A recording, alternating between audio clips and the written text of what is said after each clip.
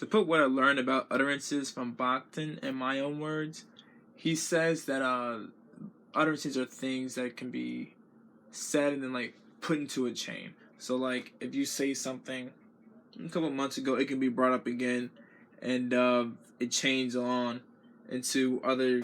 It can chain on to other conversations. Like it'll be the main point of what it was said will be brought up again later. So to kind of like put it in as an example, my girlfriend, just looking at a recent text from my girlfriend, saying me telling her good morning. So telling her good morning, asking her how her day was, all that stuff.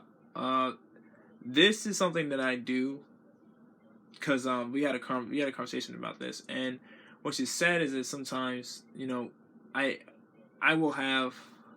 have problem communicating or talking or communicating through the day, as in like keeping up, because for me I'm either working on schoolwork or like actually like working or talking to someone with either work,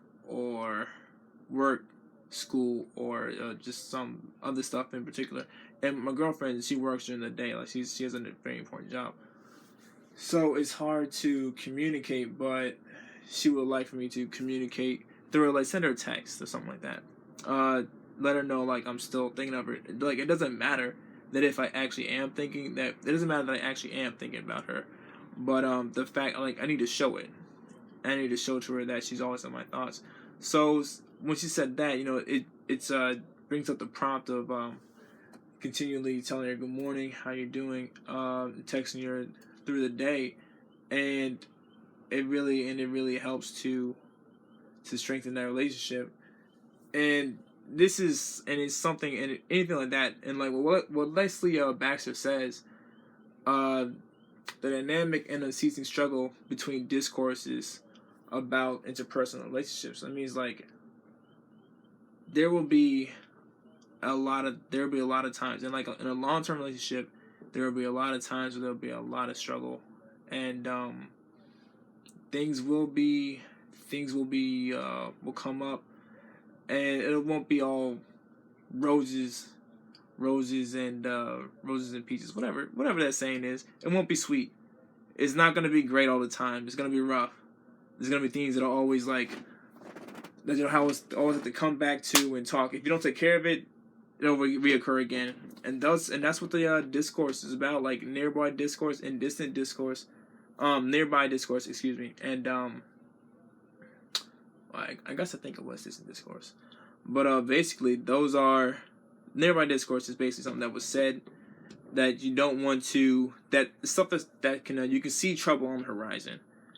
And some utterances that'll be said, like for me, like saying good morning and all that kind of stuff, and she's saying like I don't show enough. I need to show more. Want to talk, or I need to show being better at communicating with her. Like to make sure I continue to show I do like talking with, I must keep up and actually actively show that, with texts or saying how are you, asking about your day, during the day, not just like later at night, and make sure like I'm keeping up a line of contact in the communication, or else like if you don't do stuff like that, like that thing will keep occurring, or you will keep having to have the same conversation, and that's nearby discourse. So if you see that coming, do something to take care of it. And distant discourse, that's also, and that's something that has happened in the past, and you don't want that happening again. And that's a previous argument or a talking that, or a lesson you should have learned, and you don't want to have, or a mistake you made and you should have learned that lesson then, so you don't want that to come again. So it's stuff. So utterances, to me, they're really something that you need to learn from and keep moving forward. They're not, and that's not necessarily all utterances are a bad thing.